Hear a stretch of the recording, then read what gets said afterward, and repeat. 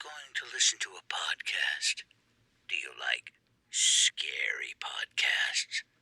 What's your favorite scary podcast? Well, that better be Guide to the Unknown.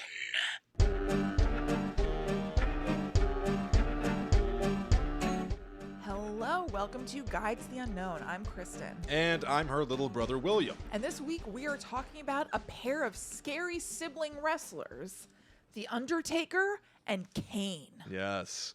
The brothers of destruction. Yes. Or something like that. That's right. Briefly. Yeah. Briefly. Mm-hmm. There are a lot of, this is going to be a cumbersome, I think, topic to cover. I just had to cut it off at a certain point. Oh, yeah, me too. Because so have you watched wrestling really? No, and I think that this is something we should talk about briefly before we get into the like supernatural powers and, quite frankly, stunningly entertaining, you called it out in a text to me, like soap opera-esque storylines that these monsters are in. Mm-hmm. No, I am not a fan of wrestling.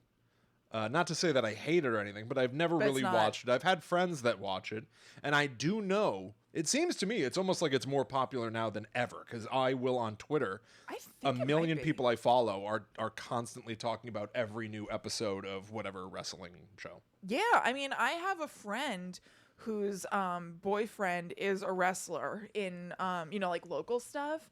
And so she's not like uber into it herself, but she's in those circles and everything. And through her, I know a couple of other people who are very into it. Yeah, I get it. I can see I can understand the appeal, but my understanding of it as a kid primarily was the whole thing of, well, it's fake, you know. Right. And I don't know that I ever looked at it and thought, boy, look at these titans who are fighting each other. I knew it was choreographed, but I also understand the appeal of having, it's not necessarily that it is faked, right? I think that's the wrong term. It's, just what you said, it's choreographed. Yes, but also I think it's almost like improvised. Yeah. I think they don't it's the equivalent of like, I don't think they write a script. They write an outline. Yes, like Curb Your Enthusiasm. It's Curb Your Enthusiasm is what it is. Right. It's a fighting... Curb. Yeah. Mm-hmm. And I can get that. I can get behind that. Sure, why not? Sure. But also as a kid, I was aware of... The only thing that ever intrigued me at all was The Undertaker, who... what would you describe him as? If you had to, like, what do you think you know about The Undertaker? I mean, yeah, I remember I had a friend who was kind of into The Undertaker when I was like a teenager. I don't know, it was like a really long leather coat. Yeah. That's pretty much all I got. Yeah, he wears like a very long, he almost looks like an old gunslinger. Yes, right? yes. It's very dramatic. He's got like a black Stetson hat, long black greasy hair, also, obviously black wrestler garb. Yes. Black strongman suit, spandex, whatever. But yeah, a big, tall, black leather trench coat. Right. That I know nothing about him. No. Really. And I guess I do a little bit now because researching Kane made me come across some Undertaker stuff. Tops, I knew that he was meant to be evil. I knew that he was the bad guy. Well, the Undertaker. The Undertaker. Yeah, it all connotes death, right?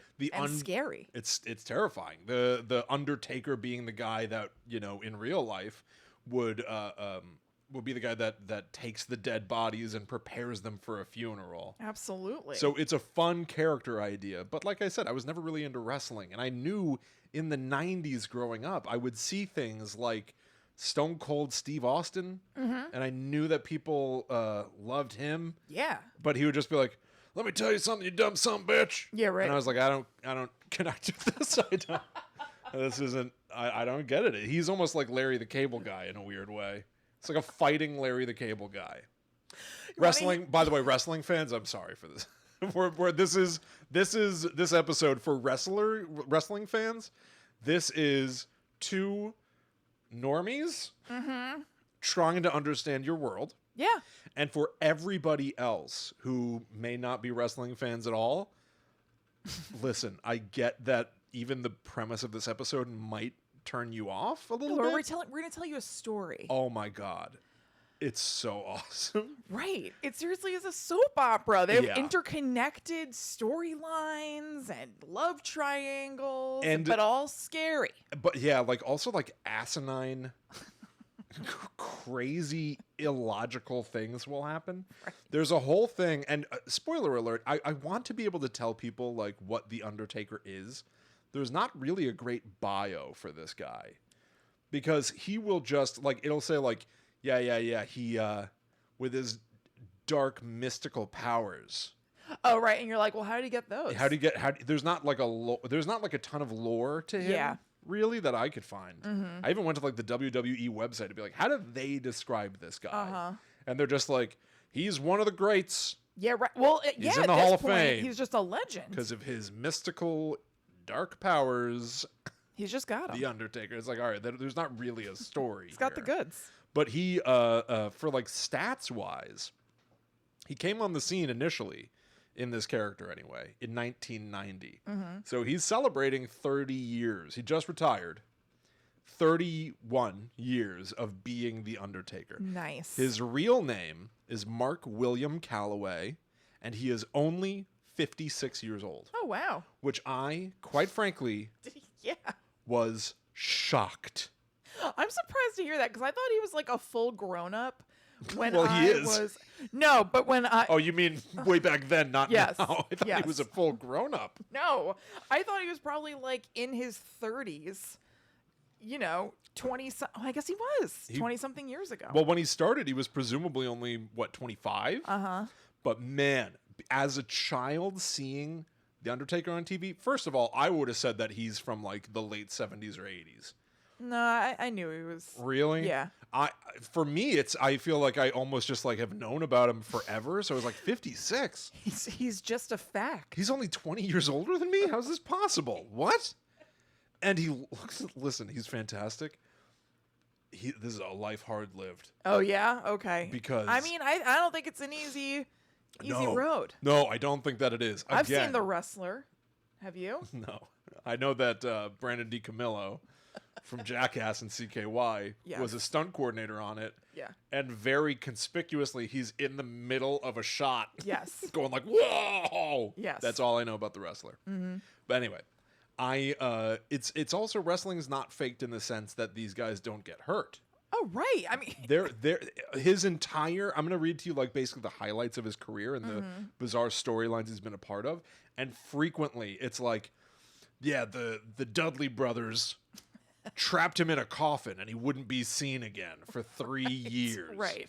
Because he was recovering from a skull fracture. His entire face broke apart. And Right. He needed time to heal. Kane also ran into such problems. Good God. So they write these guys in and out of stories based on the horrific injuries Yeah. they suffer. There are concussions all over this. It's insane. I feel like I think I actually didn't take note of the injury things, but they came up. I think Kane's hand was like totally shattered or Good something. God. So anyway, to say that this guy's 56, I was shocked. I thought that this guy would be in his like late 60s, 70s.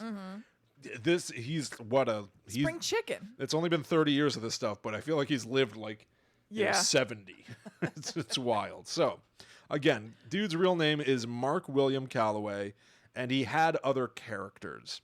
He was known as Mark Callis, Mean Mark Callis, Dice Morgan, the Master of Pain, Nice. the Punisher, and Texas Red Oh. before he settled into The Undertaker and basically did his whole career as Smooth The sailing Undertaker. from there. His finishing moves are the Tombstone Pile Driver.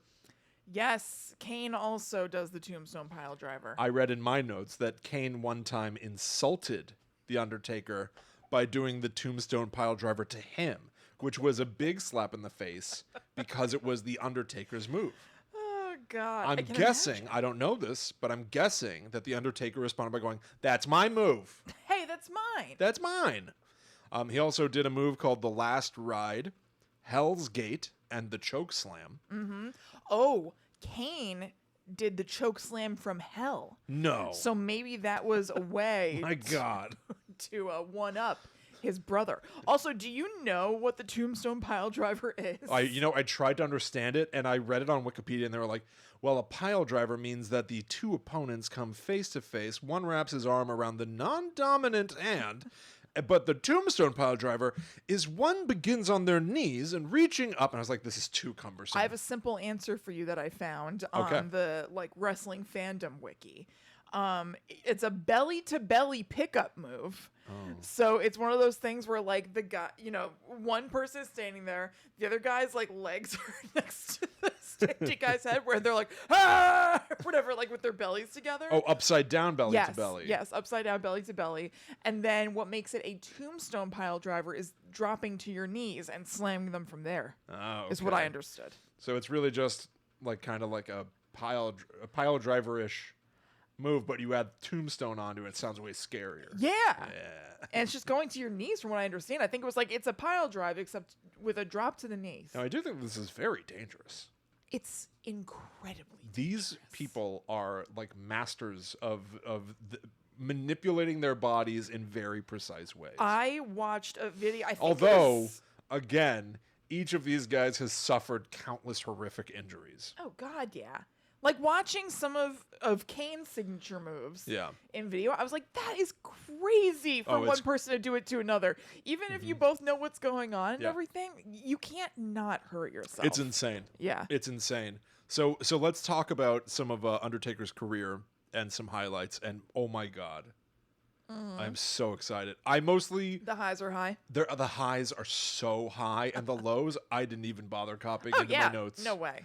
It's all highs. It's incredible. Were you interested to see some names we knew pop up in your research?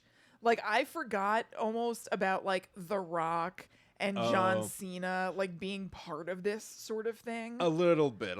I really only have a couple of guys that I knew in my notes. I think Kane is newer. Okay. Than The Undertaker, so he might have more crossover with some modern guys. The Undertaker is a classics kind of dude. He fought Hulk Hogan.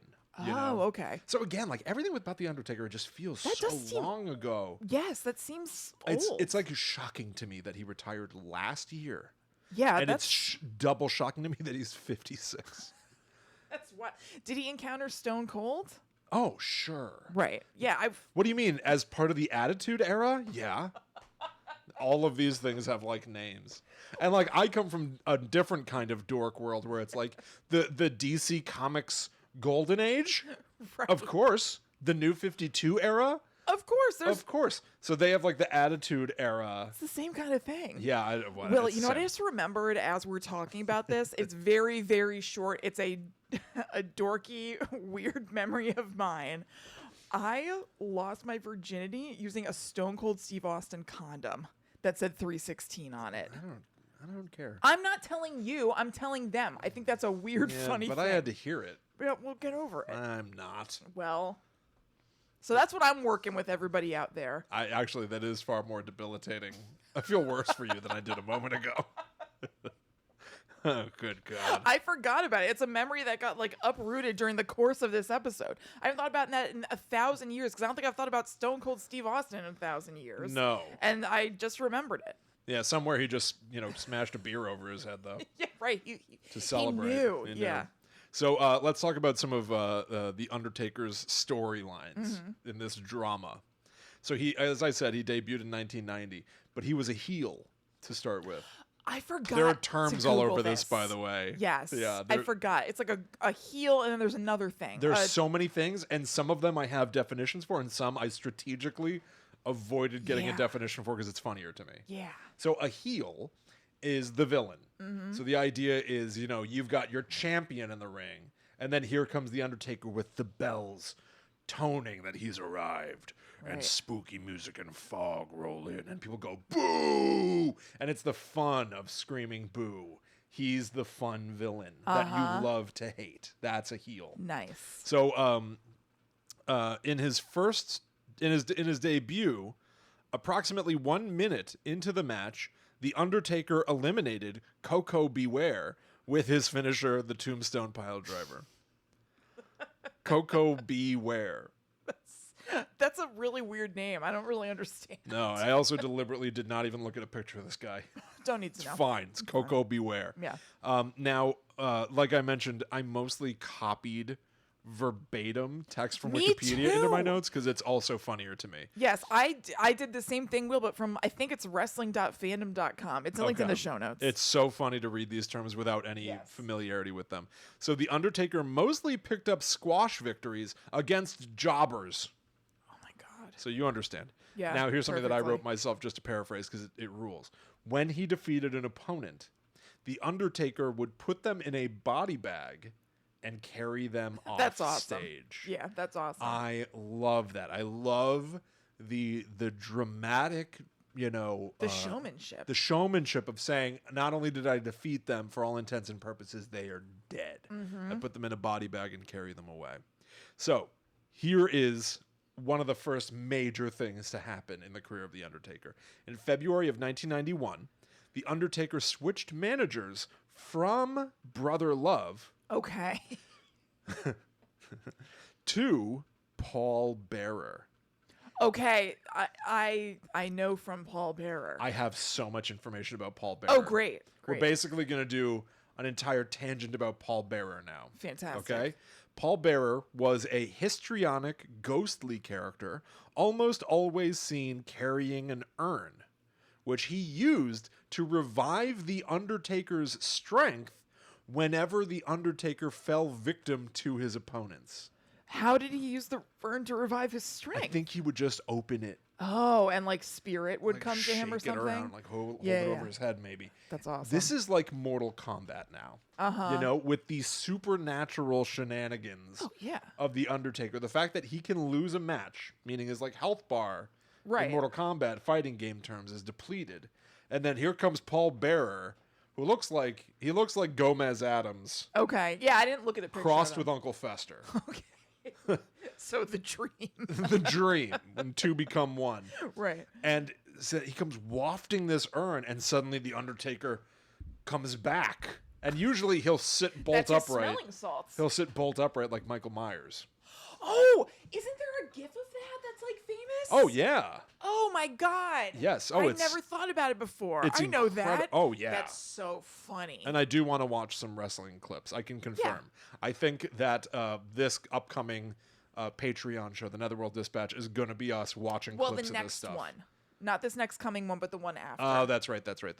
So, okay. Paul Bearer, by the way, was a character played by a guy named Bill Moody, who's also known for his other character, Percival Percy Pringle III. Was this like a nerd from accounting or something that they would pick on and then he kicks everybody's ass? I chose not to look it up. Oh, that I want to know. Percival All right, let me Percy see. Pringle III. Let's see what That's we his got. other character. Now, may he rest in peace. This man has passed on. May he rest. In real life, he was in the funeral home industry. Ah. So once he joined the WWE, I think then known as the WWF, owner Vince McMahon decided to take his funeral home experience and turn it into his character's trait, turning him into Paul Bearer, the manager for The Undertaker. Nice. But then this happened. Uh-oh. In April of 1997, at In Your House 14, Revenge of the Taker. Wait, what? I guess that was an event. Oh, okay. Yeah, you know, I kept getting a little bit tripped up by the event names. I Oh, think if it was yeah. just going to a wrestling match, so they would reference something like that, and I'd be like, wait, what's going on? And then Snake I in had your to remember- hole 5. Yeah, right. And Beware the Dream. yes. And They then, all have complicated. yes. And I'd be like, Yeah. oh, that's right. Right. Another. They both sound like subtitles. Yeah. In Your House 14. Yes. Revenge of the Taker. They do both sound like subtitles. This may as well be called Revenge of the Taker 14. In Your House. Totally I know. irrelevant. Absolutely. Reversible. Who cares? So anyway, The Undertaker set Paul Bearer's face ablaze using a fireball. Oh my God. As a result, Paul Bearer's head was bandaged for a time before changing his looks, shedding the makeup of the ghostly pallor and jet black color of his hair to a natural strawberry blonde and less makeup, which this sounds like when Pubert in Addams Family Values Yes. comes down with that disease that makes him a normal baby. That's right. That's exactly what it sounds like. No longer using his ghostly appearance and mannerisms, he became loudmouthed and shrill. Okay. I can't imagine he wasn't before. Then, and I don't even know if you want me to say this, because this steps into Kane territory. Go ahead. Go ahead. Paul Bearer, I know what it is. Paul Bearer threatened to reveal a secret from the Yep. Undertaker's past. That's right. Why don't we'll treat that as a cliffhanger. Okay. How does that Okay. sound? All right. So jumping ahead in Paul Bearer's career, in the spring of 2004, Paul Bearer was kidnapped by the Dudley Boys. With a Z. Oh, no. By the way, the Dudley Boys. Of course. When they're not, out like chewing bubble gum down at the. It sounds like I could kick the Dudley Boys' ass. Yeah, I know. Just based on the name. Don't you think? Yeah. The Dudley Boys are getting malted I would just clonk their heads together. like Mo. Yeah, like Mo. So the Dudley Boys, under the direction of some other guy named Paul Heyman, whatever.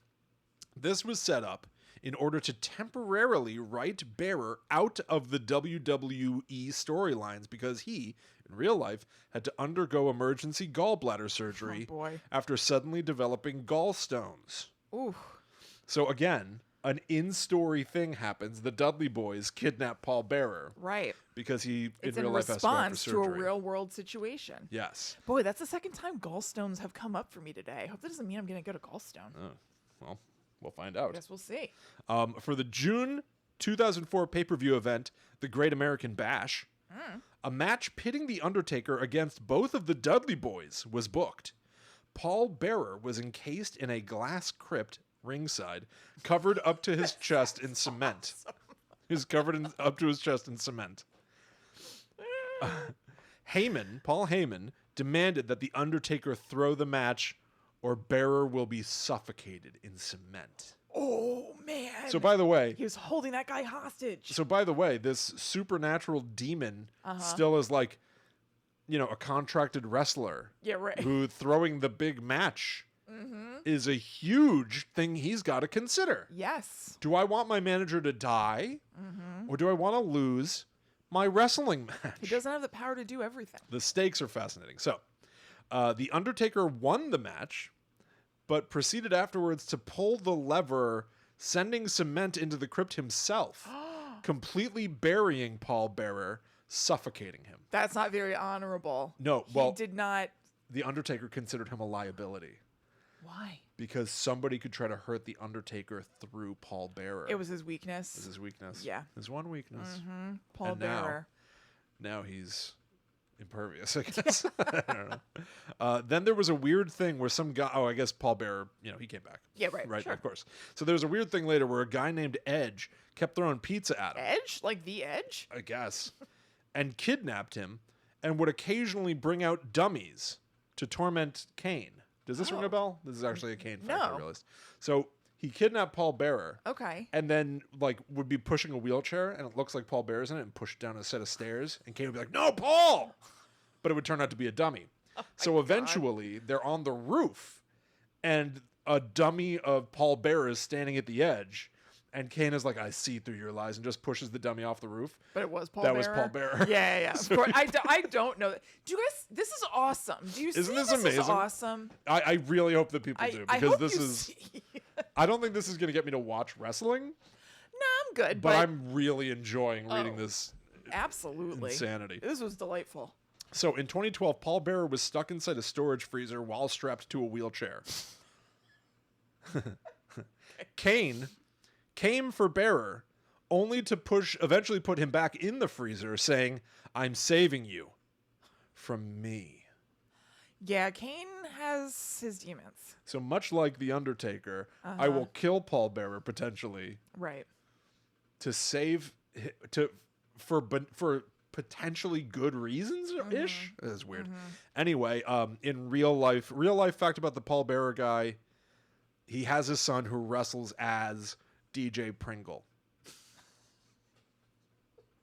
Okay. Why Pringle? DJ Pringle. So then he's Pringle the Fourth, the son. Yeah, you're right. Percy Pringle the fourth. third. Yeah. And then his son is DJ Pringle. Please. My father is Percival Percy Pringle III. Call me DJ Pringle. Please call me DJ Pringle. Oh my God! All right, we gotta find out. Is he a DJ or is his name DJ Pringle? Maybe it's like Douglas J. Pringle. That's what I'm saying. Yeah. Douglas Joseph Pringle. Right. It might be. The snack Pringles started by a guy named Pringle. You think? Oh my God. Now I'm thinking about the etymology of the word Pringle. I know. What this means, how it connects to wrestling. There's a lot. That's a delicate chip. So if they were to bring that into the ring, yes, it would get absolutely decimated. You're right. You're absolutely right. So I don't know. I could crush a can of Pringles in the ring. Maybe that's why it's in a tube, because it's more protective. That's a because good they point. knew that they'd be bringing it into the ring. You know what? I would get through that tube. Nothing would stop me. 1, 2, 3. Once I popped? Love Pringles. I wouldn't stop. No way. Can't stop. So Paul Bearer dies in real life. The man is dead. Okay. Bill Moody. Following his death, he became a driving point in WWE storylines. And the March 11th episode of Raw was held as a tribute to Bearer. The Undertaker paid tribute, but was interrupted by CM Punk, his opponent. Punk mocked Bearer over the next few weeks. William, again, I'm sorry about these weird memories like floating to the surface while we talk about it. It's not gross, don't worry about it. Did Dad watch wrestling a little bit? Oh my God. I feel like we would watch with him a little bit and see CM Punk. That's very interesting. And then was there like an Irish themed wrestler? Oh yeah. Yeah, I think Dad. I don't think he was like I don't think sticking to like a schedule and stuff, but he would watch wrestling like at night. Richard Rogers loved television. Loved it. And undoubtedly, a lot of this was broadcast on TNT. Oh yeah. And listen, they also played a lot. Blue Bloods, NCIS reruns. Oh, big time. So that man. Yeah, he probably kept it. We definitely I forgot about watched this. some wrestling. Yeah, I'm not all gross William. And then I think we would probably be making fun of it until he changed the channel. It was we did. I remember I was just like making fun of it. Oh, right. Or he would leave the room sometimes. Sometimes, like, that's enough. Sometimes we would just enter a room where our dad was watching television. And drive him out of it. And relentlessly mock what he was watching. Yes. Until he just gave us the room. Right. Just left. What a man. He was like, I can't. I know. What a man. What a guy. What a hell of a guy. Absolutely. So anyway, CM Punk kept mocking Paul Bearer, who again is genuinely dead, in real life dead. Yeah. He kept mocking Paul Bearer over the next few weeks against The Undertaker and Kane, including stealing his urn and attacking Kane with it. That seems like a bridge too far. Don't leave the urn That's alone. That's personal. On the April 1st episode of Raw, Paul Heyman dressed up as Paul Bearer, and CM Punk poured the ashes of the urn onto The Undertaker after attacking him. At WrestleMania 29, The Undertaker defeated CM Punk and took back the urn. Okay. So this urn is almost as important as a title belt. It really is. Do you get title belts in wrestling? Oh, sure. Boxing. Oh, big time. You do? Big All time. Right. So back to The Undertaker himself. Okay. In 1994, Yokozuna sealed The Undertaker in a casket with the assistance of several other villainous Whippleman managed wrestler, a man named Whippleman. Wait, what? What are you saying to me? It doesn't really matter. A man named Yokozuna sealed The Undertaker in a casket. Okay. The Undertaker then appeared from inside the casket on a video screen representing his spirit, warning that he would return. Cool. This is also awesome. At that month's In Your House Rage in the Cage, again, I came across this too. This may as well be called Rage in the Cage in Your House. Yeah, you're right. While Diesel was facing Hart in a steel cage match, The Undertaker delivered a surprise attack. Emerging from a hole, he had ripped through the ring canvas and dragging Diesel with him down under. So awesome. Allowing Hart the victory. Now, that is so funny. It's almost like the implication is that he like dragged him to hell. Yes. You know, because that's something that's something that like Jason Voorhees would do. Pop out of the lake and grab you. So he popped. I know, but to pop he popped the through the wrestling ring and grabbed him. Oh god, that's so funny. And now that this match has been interrupted by a third party who burrowed in from beneath the ring and just pulled one of the guys down like a trap spider. The other guy wins. Yeah, right. That's how he wins. So no matter what happens in wrestling, there are no rules. There are no rules. As long as somebody's left standing, they're the winner. It didn't have to be by their hand the or winner. their craft. So does he just like, oh, I did it? Yeah, like I guess. That's not even a celebration. Oh, that's so funny right? to He me. didn't do anything to win. In 1996, in his then new form, he took on a gothic, brash, and rebelling persona. Wait, I feel like he was that already, no? Certainly. Then in parentheses it says, perhaps to better fit with the then budding, more adult-oriented Attitude Era. Okay. In this form, he proclaimed himself as the Lord of Darkness.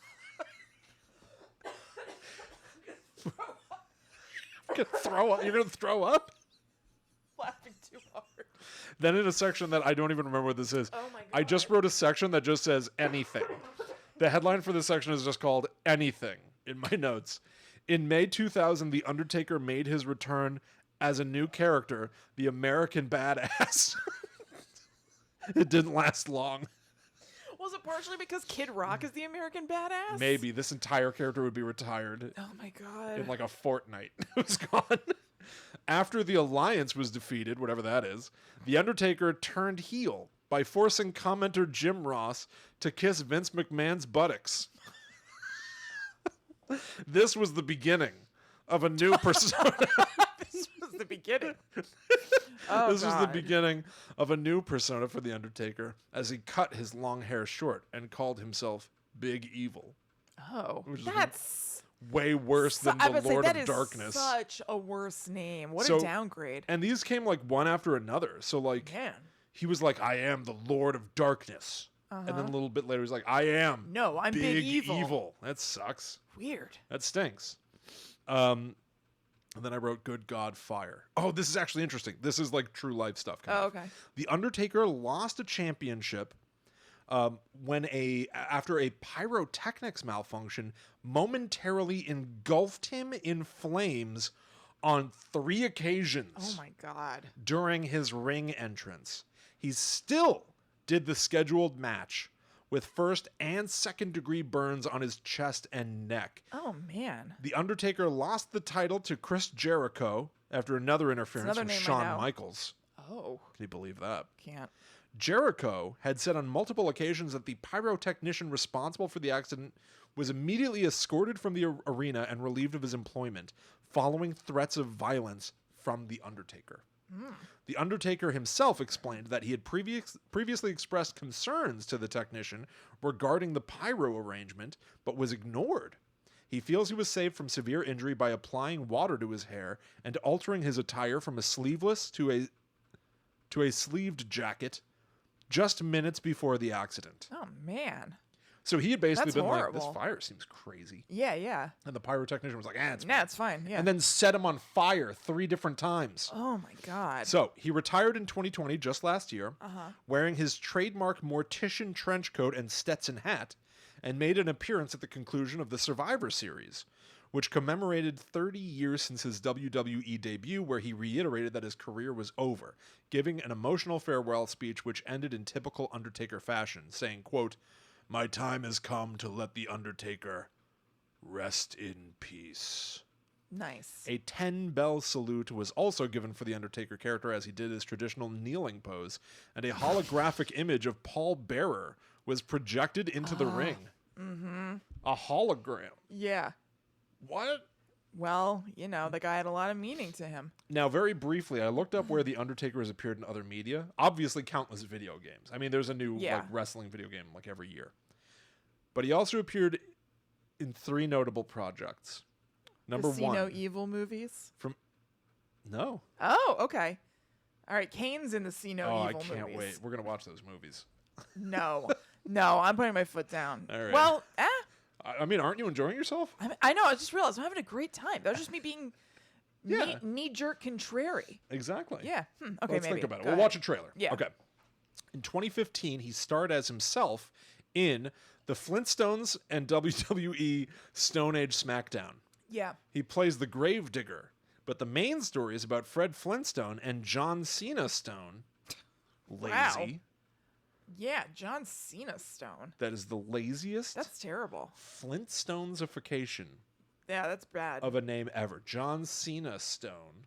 Not good. Awful. Awful. They start wrestling. You should call him Stone Cena. Stone, but you got Stone Cold. I bet Stone Stone Cold's Cold. in here too, right? Yeah, maybe. Fred Flint Stone Cold.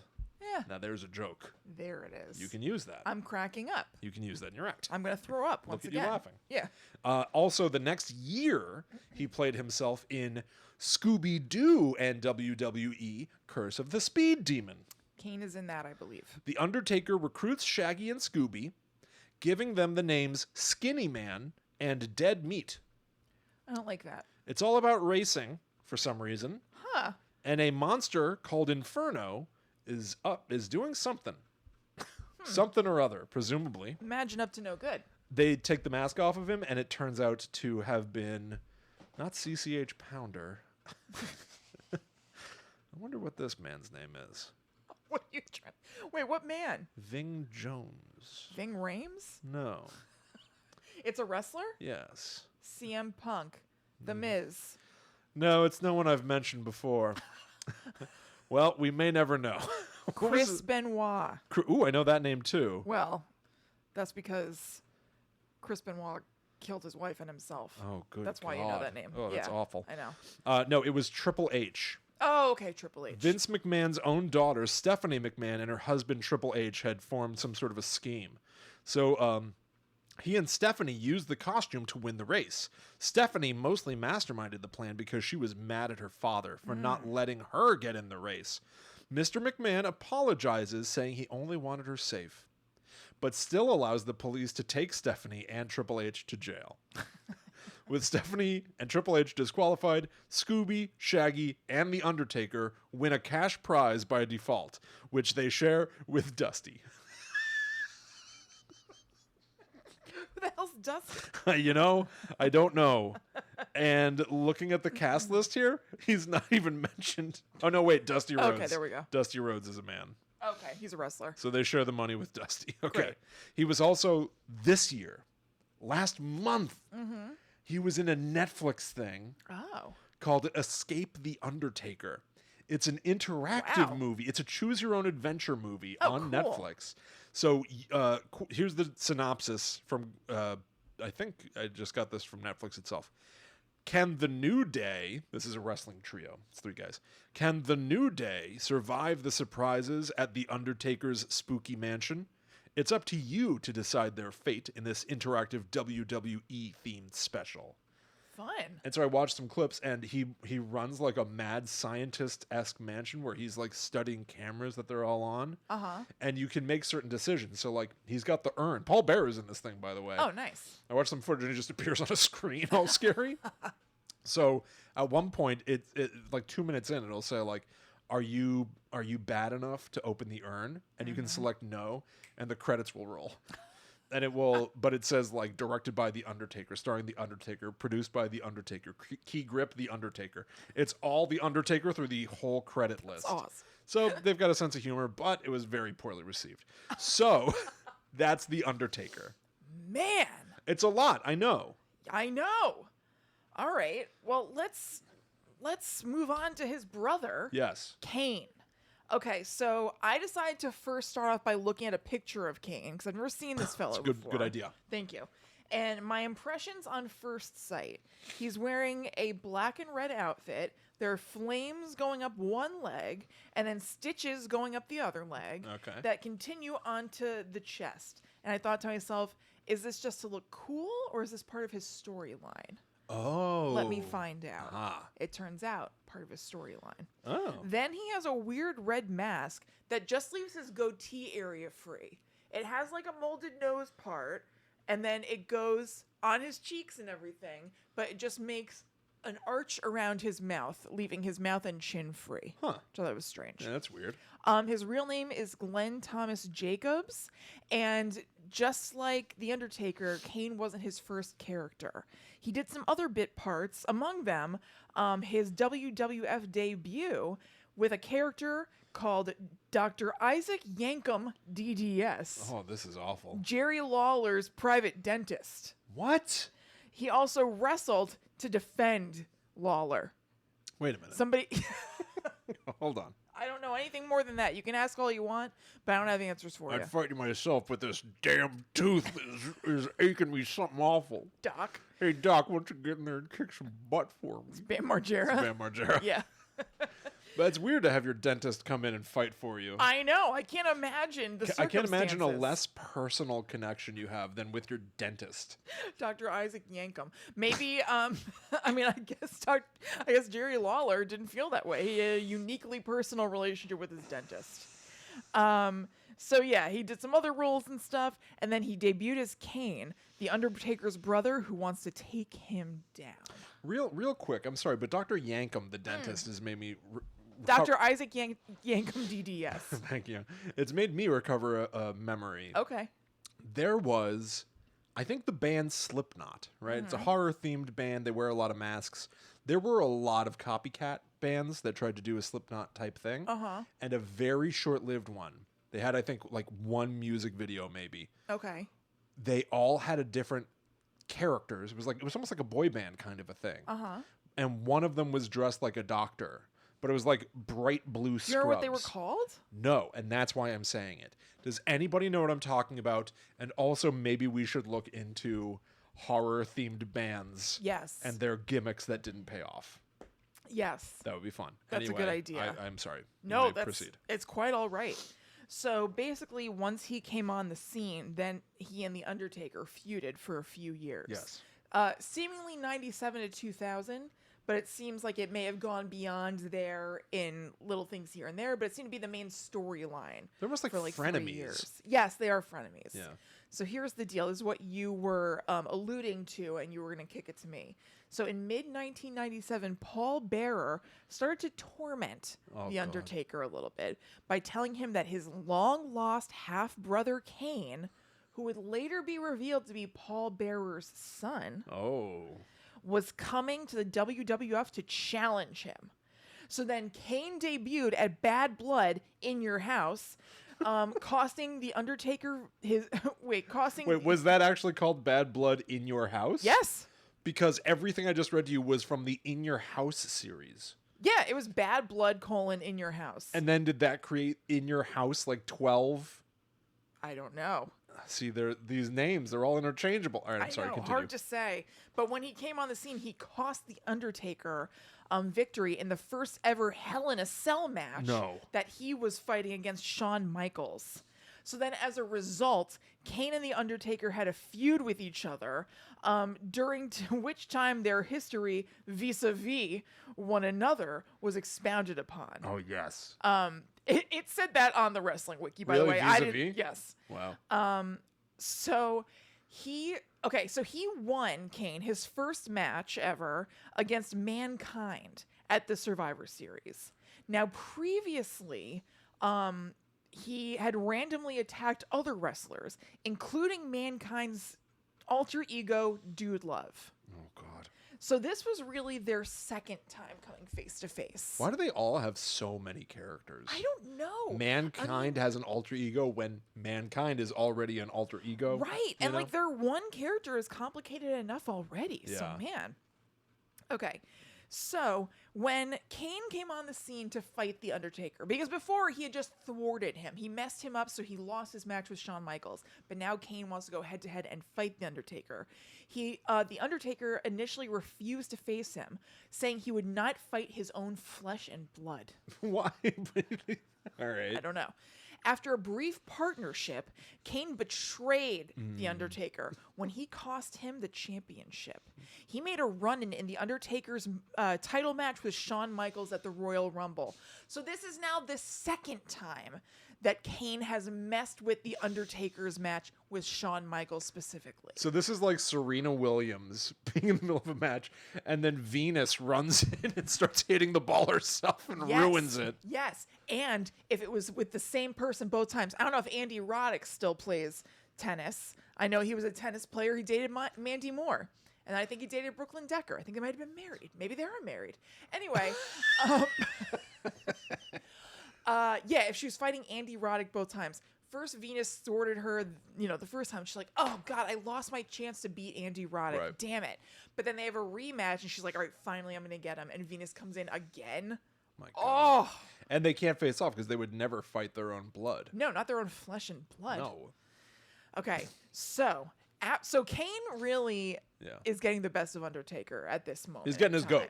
He's getting his goat. After that match where he screwed things up for The Undertaker, then Kane locks him in a casket and sets it on fire. Oh. Although it is later revealed that The Undertaker managed to escape the casket before it was ever lit on fire. Oh. But nobody saw. So then this provokes The Undertaker. He didn't want to fight his own flesh and blood until now. Everything has changed. So The Undertaker returns to face Kane at WrestleMania, what would this be, 14. Because it's like X1V. Yeah. So Kane was, he was on top. Now we got to balance the scales a little bit. So he is defeated by The Undertaker after 3 tombstone pile drivers. So again, that is 3 upside down belly to bellies with a knee drop. So this is like, it took 3, like usually 1 tombstone pile driver would probably be enough to take down anybody. Not against Kane. Kane's so powerful. Yeah. We're going to have to do the same thing 3 times. Right. That's exactly right. It's like crossing the streams in the Ghostbusters. Yeah. Yes, exactly. So after the match, Kane and Paul Bearer team up and attacked The Undertaker. It wasn't an official match, but they're, bad blood all over the place. They continued to feud until Unforgiven, when The Undertaker defeated Kane in an Inferno match by jumping over the ring ropes surrounded by fire. That's pretty cool. Yeah, it's awesome. I hope that they did it like they did like they replayed it a bunch, Oh, I'm in sure. slow-mo. How could you not? Okay, so now we're getting some major backstory on The Undertaker and Kane's story. So, Paul Bearer was revealed to be an employee at the funeral home in Death Valley that was owned by The Undertaker's parents. When Kane and The Undertaker were children, The Undertaker accidentally burned down the funeral home, killing their parents and hideously scarring Kane, both physically and mentally. The Undertaker had thought Kane was dead for years after the fire. So when he came back on the scene, he was like, I thought I killed you already. During an episode of Raw, Kane and Paul Bearer ostensibly exhumed the parents' bodies and brought them to the arena. That's awesome. Bearer, who survived the fire, obviously, had hidden Kane in a mental asylum as he grew up, and Bearer formed an alliance with The Undertaker. So kind of betraying Kane. Like, he was like, I'm going to stick you in a mental asylum for some reason, and I am going to form an alliance with the very person who burned the house, giving you scars physically and mentally. Yeah. So then after suffering mistreatment at the hands of The Undertaker, Bearer opted to bring Kane into the WWF in order to gain vengeance. Oh. Yep. Wait. So on The Undertaker. Right. Paul Bearer is very... Oh, he is playing both sides. He goes which way the wind blows. Absolutely. You cannot trust this guy. This guy's a phantom menace. Oh, he 100% is, Will. Okay, so here's the deal with the Kane character, what he's bringing to the table when he comes into the ring. He's portrayed as being psychologically unstable, depressed, kind of like hearing voices and having visions. He's depressed. Extremely violent and quick to anger. Like his half-brother, Kane is supposedly able to summon fire and bolts of lightning at will, which is displayed as pyrotechnics during shows. I mean, that's awesome. Yeah. They are Mortal Kombat characters. I guess you're essentially, right. I don't know you a know, lot like about Mortal Kombat. The Miz. He's just some guy, you know. Yeah. John Cena is just some guy. The Rock. The just Rock. Some guy. He's just a living man. Yeah, but these guys are like more than a man. Yeah, and is the Undertaker like undead? By the way, where did they get these powers? You know. Yeah. So well, he murdered his own parents. Yes, But and his brother, and I guess other Well, kids. he thought or he something. killed his Well, his he brother. tried. Yeah. Yeah. By the way, the Undertaker's original name, Kane the Undertaker. Oh, how They dropped it like interesting. instantly. Yeah, they were like, "That's too good." It's too good. So after defeating the Undertaker to win a WWF Champion title shot, Kane won and defeated Stone Cold in a first blood match after some surprising help from his brother, The Undertaker. Ah. Now, the reason he helped Kane was because if Kane had lost, the match stipulations required that he would have set himself on fire. And The Undertaker didn't want to see his brother be burned again. Wait. If Kane had lost this match against Stone Cold, he would have to light himself on fire. So why? That was in the WWE's contract? WWF. Is it ever acknowledged by these guys that like they work for Vince McMahon? Vince McMahon came up, They yes, have- in they my ever, like, research. threatened to quit? Yeah, I don't know, Like, maybe. why is it in their contract I that don't Kane know. would have to set himself on? Did Steve Austin have to set himself on fire? I don't know. Could it be a joke because Stone Cold is cold? Oh, is he so cold that fire doesn't even work on him? No, I don't know. But it's like if you lose, like fire's the thing I hate the most in the world. Is Stone Cold Steve Austin. Right. I curse you with my most hated element. I can only imagine. I curse you with my most hated element. And you did a gesture. For people that are only listening, Kristen put her palm out, like a Mortal Kombat character. I curse you with my most hated element. That's right. God. Fire. This is all incredible. I love it. So yeah, surprising that the Undertaker would step in, but he did. And since then, they occasionally would have alliances here and there, even during the feud, because it's like a blood is thicker They're than water brothers. thing. They're brothers after all, is what I wrote. So, all right. So during In Your House, again, one of them. Kane interfered in the Buried Alive match between Austin and The Undertaker by giving The Undertaker a tombstone pile driver. No. As a result, the corporation had Kane committed to an insane asylum.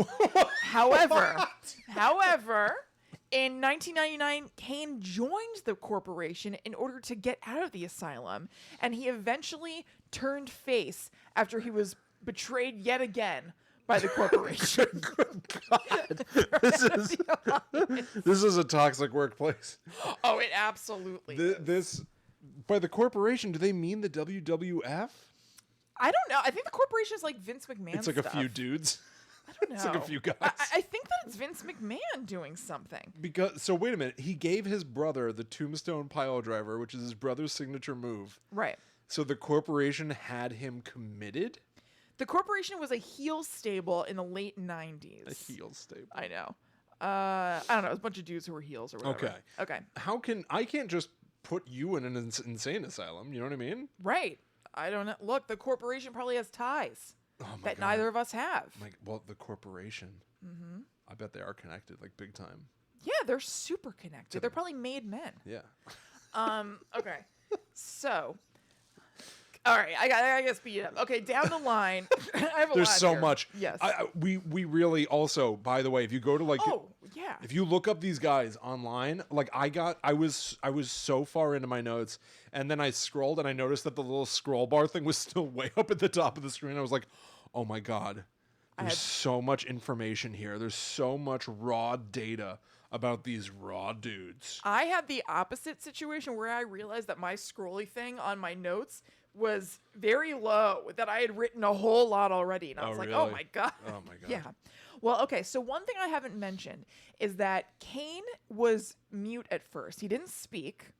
Then he evolved to being able to have some aided speech through an electrolarynx to be able to talk. What? I don't know. He also became associated with D-Generation X and his first unaided words were the DX slogan, "Suck it." The first thing he ever said was "suck it." Yep. To who? I don't know. Unclear. Yeah, it doesn't matter. Not sure. But okay. Okay. So, at one point, Yeah. he suffered a hand injury in real life that kept him out of action for a month. And when he returned, it was to help The Undertaker and The Rock fight off the McMahon-Helmsley faction. Wait, who's Helmsley? Isn't that somebody from, God. Chris Helmsley. Sherman Hemsley. Sherman Helmsley? Yeah. Okay. From the Jeffersons. Yes. Okay. His involvement in this feud culminated in a main event match at the King of the Ring against Vince and Shane McMahon, and then champion Triple H. The Undertaker and Kane's rivalry resurfaced during the match.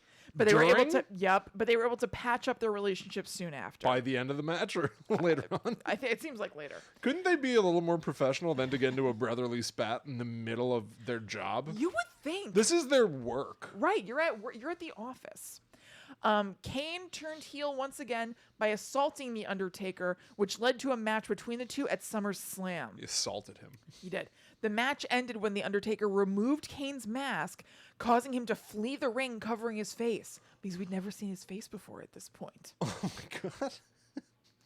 God. He stayed in the championship. He got into a feud with Chris Jericho. And later on, he and The Undertaker formed a reluctant alliance, being known as the Brothers of Destruction. Yeah. So I took a look at what he looked like under his mask when he took it off. He had like black like soot stuff on his face, so I imagine that ties into his story. He had one like white contact in, and his head he had curly hair that was shaved starting like back here, like at the crown of your head. Like the highest point of your head was shaved bald toward the front. So he really just had, you know how like in the early 2000s, a lot of girls wore these like floppy kind of beret things. They put them like far back way here, myself included.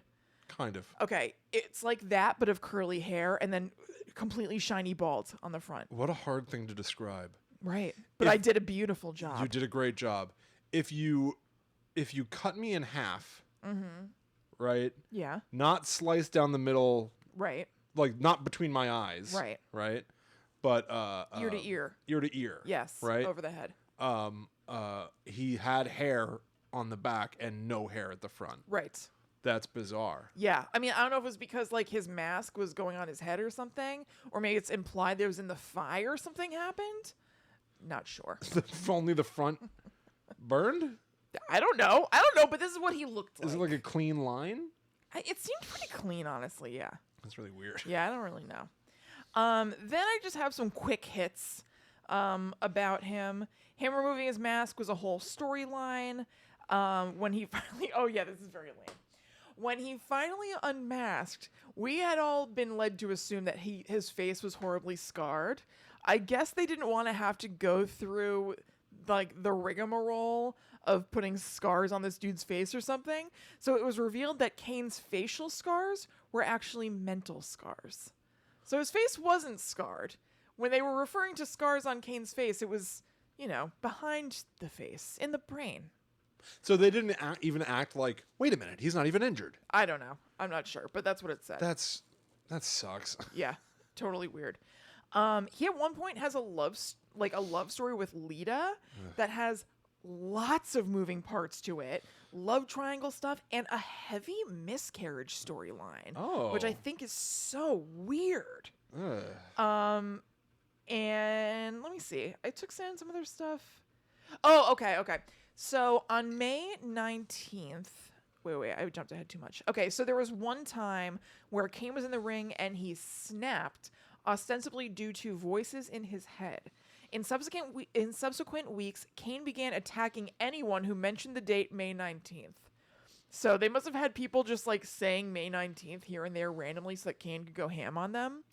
During the match between Kane and Big Show at Backlash, Kane's voice began echoing through the arena, saying, May 19th, they're all going to know. You can't hide from it, leaving Kane visibly shaken. No.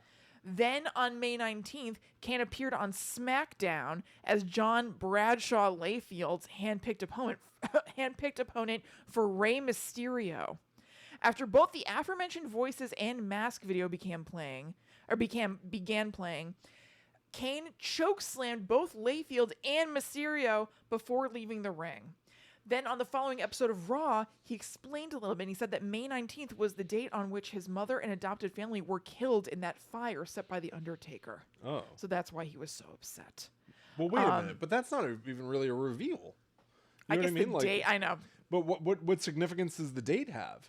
And then on the day itself, all he did was chokeslam two dudes at once? So Yeah. it's not like He they didn't should go have... totally berserk. On May 19th, he should have gone, do you know what today is, fellas?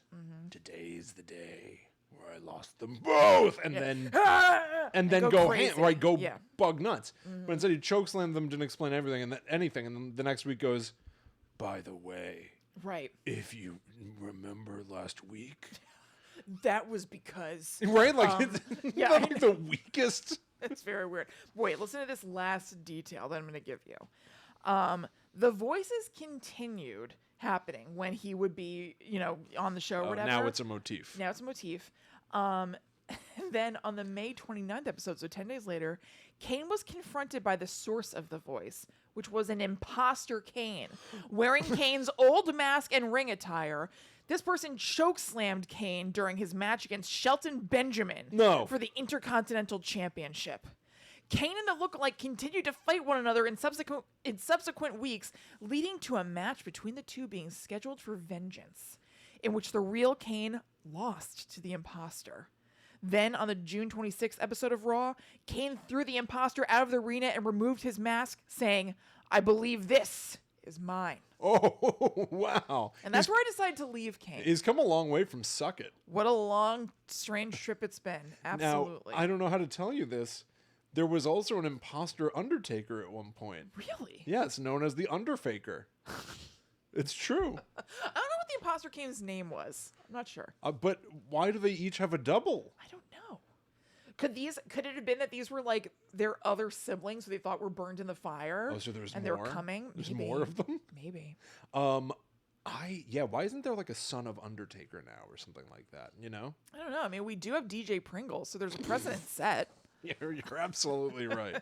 Wow, so is Kane still going today as far as you know? Huh, you ask an interesting question. I did not look into that. You just didn't bother? No. You just basically stopped writing at a certain point. Well, I chose where to stop writing. Okay. I wanted to get all the Undertaker stuff in Yeah. and then find some other extras, but I don't know. Okay, fair enough. Fair enough. Sorry. That's That's fine. the honest answer. Well, Kristen and I did one other thing for this episode. Yes. Because, we're reading about these horror-themed wrestlers with their very creative, albeit cumbersome backstories. We decided, what if we got signed to the WWE? Right. What would our thing be? What would our characters be? Right. So, William, why don't you take it away? You want me to take it Yeah, away? go first. So here's my wrestler character that I've come up with. Okay. And maybe we can even decide at the end which would win. Okay. In a fight, okay? So, I call my character the Midnight Man. Okay. All right, so the lead up to my debut is that people start telling an urban legend about an old warrior from days long ago. Okay. And he was known as the Midnight Man because he could knock your lights out. Ooh. Okay, and then he makes people disappear. Oh. Right? Yeah. He'll make you disappear. Yeah. But people don't believe it, right? And they mock the legend. And then we start hearing lightning every time that happens for a while. Thunder and lightning. Then, in the middle of a match, a wrestler claims that I, the Midnight Man, am fake. And all the lights in the arena go out. When they come back on, I am standing right behind them. I put my hand on his shoulder and the lights go out again. When they come back on, the arena's empty. Nice. Maybe not the whole arena. Well, yeah, the ring. The ring. Yeah. The ring is empty. All the people watching are still there. So that was I'm awake now. This is good. They've brought the Midnight Man Yeah.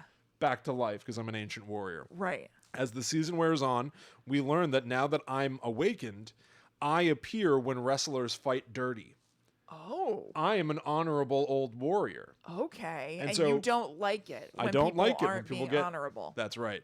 So I will do things like pop out of the canvas and pull people into the ground. That's so funny. Although that's a steal, I guess. Yeah. But one touch from me will send a wrestler into their worst nightmare. Ooh. So they'll be convulsing and screaming and stuff on stage. And it also means that I don't have to get very physical and run around and all this. Right, of course. Yeah, I wrote down here, this allows me to be a threat without having to be too physical. Then I like where your head's at. it all will culminate at the end of the season in a Don't Wake Daddy match. Oh. I, as the Midnight Man, am lying in a big comfy bed, suspended 50 feet above the ring. And all the wrestlers have to fight quietly, because if they make too much noise, they might wake me, and I will come down. Fast, I bet. Yeah. Yeah. I will descend from the Yeah. rafters. I'll rise on the bed and spread out my arms, and then they will slowly lower me to the ground, and I will touch them on the shoulders, and they will collapse. And then I will raise my hands, and the lights will go out one more time. The Midnight Man. The Midnight... William, I love it. All right. I love... Wait, what is... Not a lot of fighting. Do you know what the Midnight Man wears? Well, in the Don't Wake Daddy match, it's a long sleeping gown and a nightcap. And I have one of those little candle holders. The snuffer. A snuffer. A sleeping cap is really a snuffer for your head. Yes. You put on that Yes, hat it and you is. fall asleep. Yes. No, but the rest of the time, I think that I'm wearing a long gossamer robe. Oh my God, William, you have a wrestling character already. You're right. The Gossamer Raven. The Gossamer Raven. I forgot about it. Man, why is this bringing up so many like buried memories? This is so strange. Well, this why did we episode. say that? This is like genuinely, this is like 15 years ago. Oh, why did the Gossamer Raven I think come I about? blurted out that if I were a wrestler, I'd be known as the Gossamer I think you Raven. did. I think it's as simple as that. And there's nothing more to it. No. So anyway, yeah, I'm wearing a big gossamer robe. Yeah, you definitely feel Gossamer is Yeah. what you want to go into a ring with. That's correct. Yeah. That is Man, correct. I haven't thought about the Gossamer Raven in forever. You know what? You know what? He's always with me. Like he's your dark passenger. May I? He is my dark passenger. Okay. So I went kind of a different angle with my character. Mine's a little bit more of a... Oh, wait. Maybe the Midnight Man is the Gossamer Raven. Right? Oh, right, because These days I'm known as the Midnight Man. Yeah. But way back when I was alive, I was the Gossamer Raven because my real name is Donald Raven. Okay. And you wear Gossamer. And I wear Gossamer. So they started calling you the Gossamer Raven. Yeah. Yeah. This makes sense. Donald Raven's Donald pretty Raven. badass. Yeah, nothing's more badass than the name Donald. Donald Raven. Okay. So I worked... First I thought, what would I want to look like? What am I wearing? And then I worked from there. Ah, yeah. I wanted to wear like latexy glitter dark green leggings and like a matching sports bra or whatever. And then I came up with the name the Green Goblin. Oh. But it's like goblin, like gobbling, like nom nom. Oh, that's stupid. Okay. Now the Green Goblin is Yes, from Spider-Man. right. Yes. But you're just doing that anyway. Yes. 'cause There I'm a might be different- trademark issues. I'm a different kind of goblin. Right. You're not Goblin. You are Gobblin apostrophe. Yes. Okay. So my backstory. I'm actually a member of the fairy folk. I'm part of the Fae. Okay. But I was raised by humans and unaccustomed to human food after a life of eating berries and twigs. Eating the human food they fed me caused me to grow to human size, but I still retain this inhuman strength from my DNA Okay. as Fae. So my signature move is the Gob Chomp. And this is where I come at people doing a chomp motion with my arms before I kick their ass. What's a chomp motion with your arms? Chomp, chomp. Oh, like singing Yes. Baby Shark. Yeah, I guess so. Like full arm, I'm making like a chomp with my, Yeah. like I'm an alligator. Right. So I go at people, chomp, chomp, chomp, and then I just kick their ass however I want to kick their ass. Oh, okay. That prelude to just a regular old ass beating. Yeah. Okay. Yeah, basically. It really has nothing to do with anything. And I have a shtick where they'll cut to me backstage, like getting ready, whatever. And I always have like a damn feast in front of me, like Hook. And I wear a... So it's all frostings. It's all different colored frosting. You know, I had yesterday I got a latte. Uh-huh. And I got the foam all over my mustache. And I looked in the mirror and I licked my lips and went, bangarang. Oh my god. I did. I believe you. Mm-hmm. So yeah, that's my shtick, is that they'll cut to me or whatever, and I'm like, yep, I'm just getting ready or whatever, and I have like an awesome feast. And then I wear a bib when I'm coming from the backstage to the ring. Okay. And it's my thing that I always take it off and fling it to the crowd, my bib. And then I go in the ring and kick some ass. Wow. Yeah. I don't know how scary it is. I'm very strong. All right, so I have the strength of the Fae. so who wins, the Midnight Man or the Green Goblin? Goblin. So stupid. The Midnight Man or the Green Now, Goblin? bear in mind, I have designed a character whose merest touch I know, that's what I'm saying. We're both supernatural, throws you into though. a nightmare. We're both supernatural because... Maybe you're so strong that the Midnight Man pinch Yeah. does nothing. Yeah, that it like a human would So- have that problem, but I'm a fairy. Then here's how the match goes. Yeah. May I suggest? Please. You come into the Wait a ring, second. Wait. throwing your Yep, go ahead, bib, go ahead. right? Yeah. And you get up and you come through the ropes and you go, "Where is he? Yeah. Show him to me." Uh-huh. And then you start doing, "What are you waiting for?" Uh-huh. With your arms Yep. outspread, you're spinning. Yep. And then you go, "Guess he's not gonna show." Lights go out. Then you appear. Lights come on, and I'm descending from the rafters. Okay. And you're in shock, right? He's You're here. stunned. You're terrified. Okay. And Yeah, I don't know just about that, lower- but go I ahead. lower right beside you, Uh-huh. and I dramatically reach out to pinch. And then I do the You s- gob chomp. You do the gob chomp, and you Yep. stop the hand. Yes. And That's this is it. never. I was about to say exactly the same thing when I went like, oh, wait. It was exactly Yeah, this. you do the gob chomp, Yeah. you stop the hand. Yeah. And I'm so bewildered. This has never happened before. No mortal has ever prevented Right. the touch, the pinch Yeah. of the Midnight Man, but you are no mortal. That's exactly For right. you are Fae. Uh-huh. And then you beat the living shit out of me. You win. I think that's probably how it goes. Probably how it goes. And then they just write me out of the storyline because I have to recover from real life orbital fractures and stuff like that. Right. We have to write you out for a while. Of course. All right, everybody. Well, there you go. Right. There. That's this episode. That's wrestling. Now I did. That's good old-fashioned wrestling. That's just some good old fashioned fun. I did also look up Doink the Clown because we were gonna do this episode was originally gonna be us talking about various horror, Yeah, we were supposed Characters? to do 2 each. and it was just impossible. Right. So all I want to say is this: there was a clown guy. His name was Doink the Clown. He fought a dude named Crush, and then another Doink appeared from under the ring. 2 clowns. So this is a thing that they Oh, have yeah. like a duplicate. Huh. He also Okay. eventually got a little person sidekick named Dink. Okay. And they teamed up with Wink and Pink. So it was, and they were females. But So there was Doink, Dink, Wink, and Pink. who are Wink and Pink though? Female clowns. Are they on the side of Doink or the other clown that came about? They're like a family. Oh, okay, they're all good. Yeah. Okay. Well, they're all together. Yeah, I mean they're good with each other. They're all good with each other. Yeah. And then in 2010, the Doink the Clown guy redid his costume to look more like Heath Ledger's Joker. Oh. So Okay. he's So that's where he's at. I think he became persona non grata pretty quickly. Oh god. That's really all there is to say about him. That's tough. So there you go. There you go. All right, everybody. That is scary wrestling. Oh, that was terrifying. Yes. All right, everyone. Well, I hope you enjoyed this episode. I certainly listen. We I chose did. to talk about this, and I still was concerned that we talk about a bunch of things I didn't care about.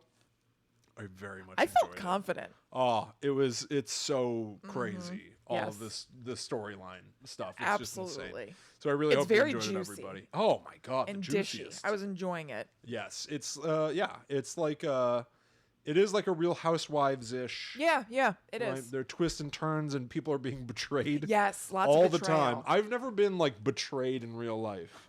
People are betrayed in wrestling, seemingly like every day. Left, right, and center. It's crazy. I've been betrayed a few times. What the hell? Yeah, I don't know.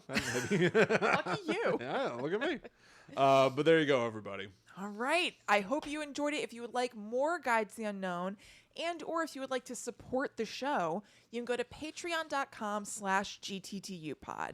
We have different tiers, so you can have a bonus show every week if you like. Yeah. You can have a bonus show every other week, or you can have a bonus show once a month. Just go to patreon.com/gttupod. Check out those cheers. Do whatever. Cheers. Check out those tiers. Send us your cheers. That's right. Do whatever you are comfortable with, and thank you so much to our existing patrons. Yeah, you can also leave us a review on Apple Podcasts.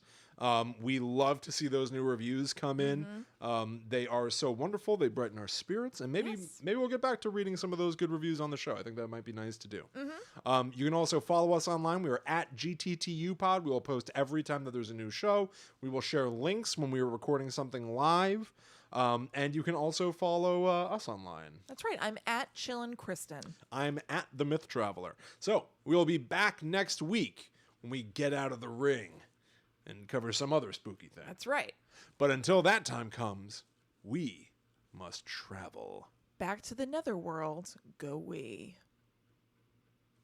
Dun, dun, dun. Ha, ha, ha. WrestleMania.